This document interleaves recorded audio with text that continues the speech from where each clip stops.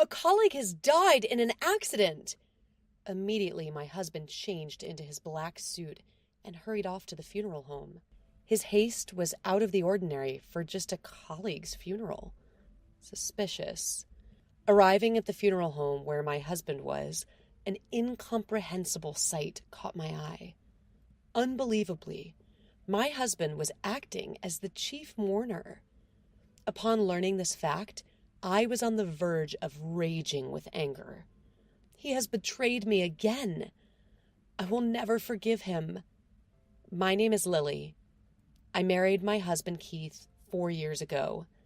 We both love to travel and have journeyed to various places, both domestically and internationally, 2 to 3 times a year. But now those trips are on hold because I'm currently 8 months pregnant. I've always wanted a child, so I nearly cried when I found out I was pregnant. While it might seem like smooth sailing from this description, I do have one concern. That is, my husband's infidelity. In fact, Keith cheated once just before we got married. The other woman was someone he met at a company-sponsored drinking party. The reason I found out about the infidelity was because I happened to see a message from her. A message arrived while Keith was in the bathroom, and I inadvertently saw it. The woman's WhatsApp icon showed a cute-looking female. I'm sure she used her own face as the icon. The icon read, Amy. Unfortunately, I discovered his infidelity the day after we sent out our wedding invitations. I was furious and confronted Keith. What's that message about? Are you cheating on me, by any chance? I'm sorry. It was just a lapse in judgment. Keith hastily bowed his head in apology. When I thought about becoming a married man, I felt a little lonely. But I promise I won't do it again. The only one I truly love is you, Lily. Given that our wedding preparations were underway and the invitations had already been sent, I decided to forgive him this one time. If you ever cheat on me again, I will never forgive you. With that emphatic statement, I had been trying to trust Keith since then. He was delighted when he found out about the pregnancy and still whispers words of love to me. I don't want to think that my husband could betray me again, but Keith has been acting a bit strange recently. That's because he started going to drinking parties frequently. Ever since his pre-marriage infidelity, he declared that he would not attend company drinking parties. Perhaps this was his own form of atonement. Instead, he often drank alcohol with me at home. But when I found out I was pregnant, I became absent. While I was satisfied with non-alcoholic drinks, it seems my husband was not. About a month ago, Keith suddenly said, I want to go to a company drinking party. I feel awkward about being the only one drinking alcohol, and I want the person I'm with to drink too. Of course, once the baby is born, I'll stop going. Is it okay if I attend drinking parties just during your pregnancy, Lily? 4 years into our marriage, he had truly been devoted to me. Even though Keith was clearly in the wrong for his infidelity, he reflected on his actions, came straight home after work, and helped with household chores. He spent most of his time with me. I hadn't forgotten about his affair, but at that time, my feelings of wanting to trust my husband were stronger. I decided to let Keith attend the drinking party. Then my husband happily said, Thank you. Of course, I won't go to the after party. I'll make sure to tell you by the day before when I attend a drinking party. Oh, that's right. I'll also come home with some desserts. What would you like? Well, the strawberry sponge cake from the bakery in front of the station. I'm pregnant, so I need to watch my weight. But it's fine when you're at a drinking party, right? But Keith only informed me about attending a drinking party the day before and bought me a cake just once. After that, he somehow ended up attending after parties. And there were many days when he came home after the day had changed. My heart felt uneasy with my husband's behavior. Feelings of wanting to trust and feelings of anxiety got all mixed up. Still, I felt reluctant to restrict his drinking party since I couldn't drink alcohol myself. I didn't want to bring up his past affair either. I have no choice but to trust. So I reassured myself and waited for my husband's return with a prayerful heart every time he went to a drinking party. That day was sunny, so I decided to rinse the newborn clothes. having the tiny onesies on hangers to dry. Just that made me feel wrapped in happiness. I can't wait to meet our baby. As I thought, with my hand on my belly, Keith, who had been sleeping, woke up. Oh, doing laundry? It makes me feel like baby is going to be born soon, right? I got so happy just hanging them up.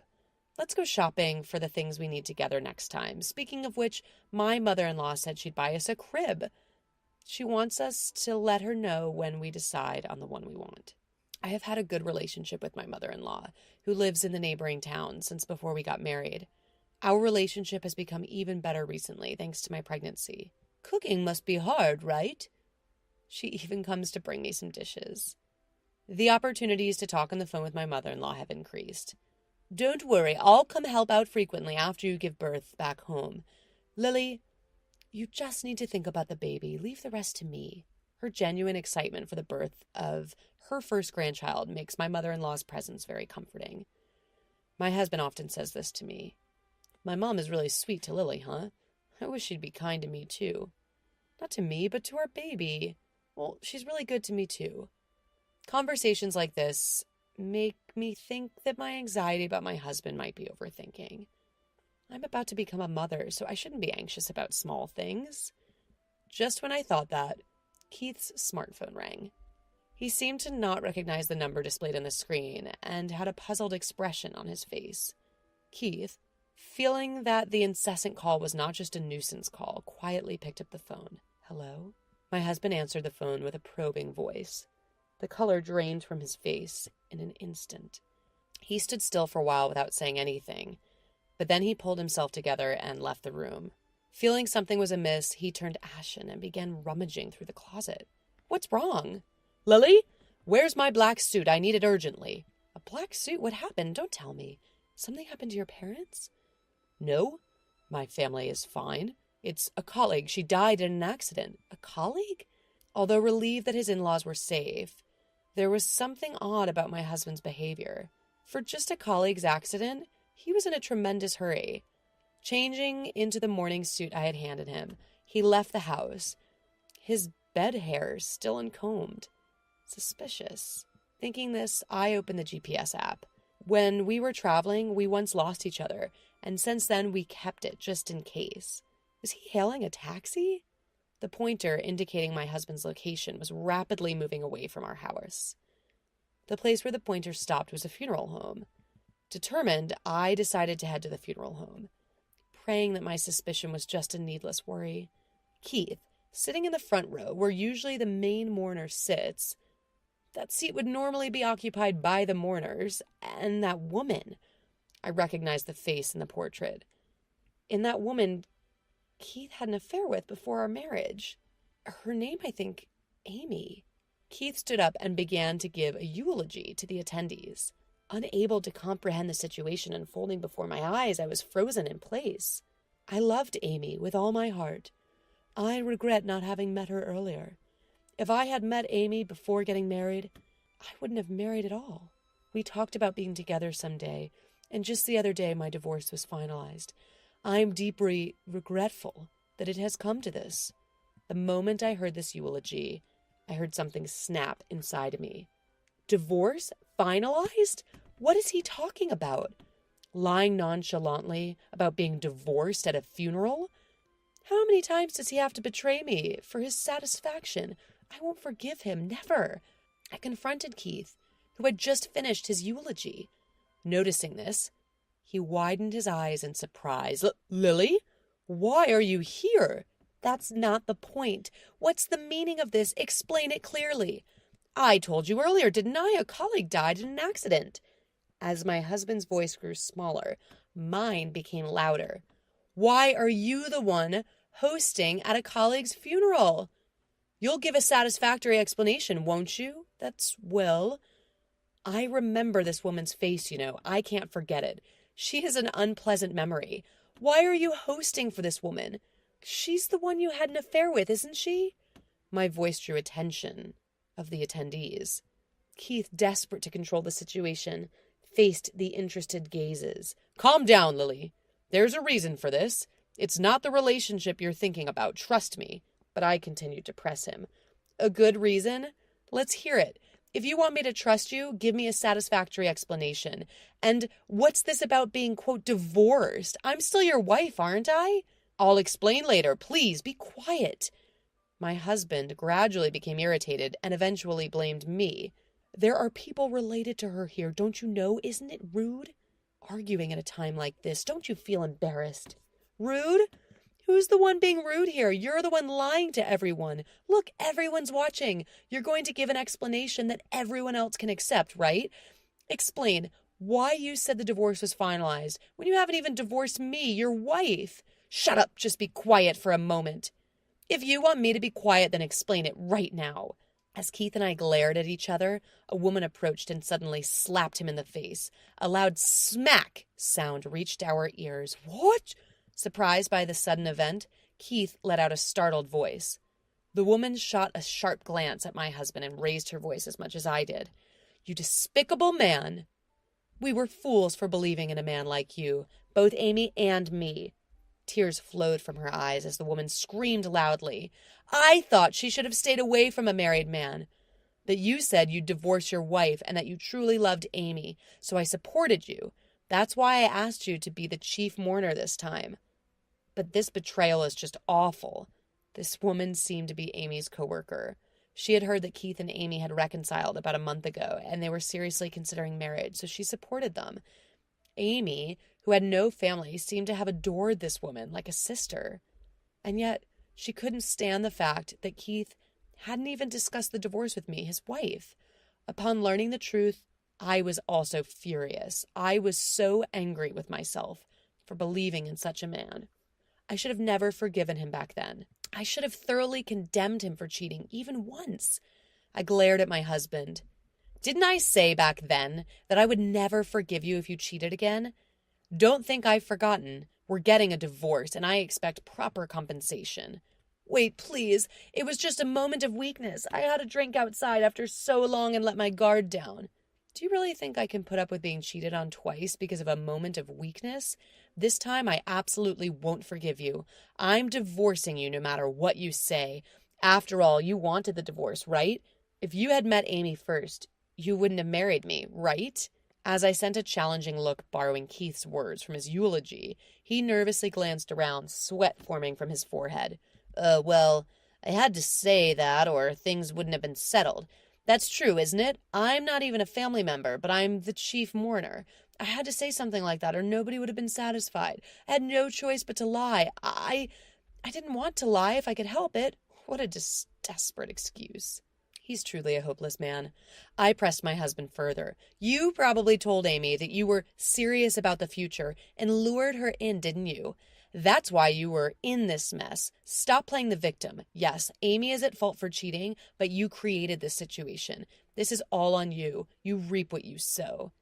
It's Amy's fault for taking those words seriously. Most people wouldn't believe that, would they?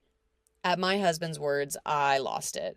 Don't mess with me. What do you think people's lives are, you trash? Becoming single and start your life over from scratch? I'll tell your parents about this. I'll raise this child. A man like you doesn't deserve to be a father. No, I don't want that. I won't divorce you, Lily. I want to build a happy home with you and our child. Cut the crap. Who would want to be with you? If you thought like that, you wouldn't have cheated in the first place. How much do you have to ridicule people to be satisfied? You're the worst. Wait, please, Lily. I violently shook off Keith, who was trying to pull my arm forcibly, ripping his hand away. Lily, wait, Lily! I heard my husband's cries, but I didn't look back as I left the scene. I immediately headed to my in-laws' house, sharing everything that had transpired. Upon hearing this, my father-in-law and mother-in-law, livid, summed up Keith to their house. Keith's face was stern when he arrived. Ignoring his demeanor, my mother-in-law berated Keith. What on earth have you done, Keith? Cheating at a time like this? And for the second time, not only have you betrayed Lily, but you've also deceived the other woman. You're no longer a son to us. We're cutting ties with you. Following the irate mother-in-law, my father-in-law also raised his intimidating voice.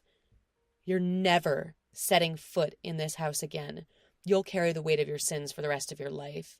But Dad, Mom... I gently patted Keith, who was crouching on the floor. Keith quickly lifted his face, his eyes pleading for help. Ignoring his plea, I handed him a piece of paper. What's this? Yeah, it's a divorce paper. You'll fill it out right here, right now. Your parents agree with the divorce. Now, please, write quickly. I don't have time. I have a lot to do, including moving and preparing for childbirth. Are you serious? Can you raise a child alone, Lily? At my husband's words, I could feel myself losing my temper. You're the one who did this. It's too late to worry now. I have no intention of letting a lowlife like you hold our child. I'll rely on my parents, and your parents have said they'll help too. I don't need your help. I'll raise this child to be a wonderful person. Perhaps because I yelled at him with such force, Keith reluctantly signed the divorce papers. The topic of alimony and child support also came up, and we decided he would pay a lump sum amount, 3 to 4 times the average. It seemed like I wouldn't have to worry about money for a while. Afterwards, Keith began working a night shift to pay off the debt he accumulated from the alimony. He was working day and night without any time to drink or date anyone. On the other hand, I gave birth to a healthy baby girl a few months later. I'm currently living at my parents' house, doing the best to raise my child with their help. Even though we're divorced, I still keep in touch with Keith's parents, and they came over to my parents' house to see their granddaughter the other day. They brought many gifts and looked lovingly at their granddaughter. I dream of going on a trip someday with my parents, my daughter, and my in-laws. Right now, I am fully committed to raising my child, looking forward to that day.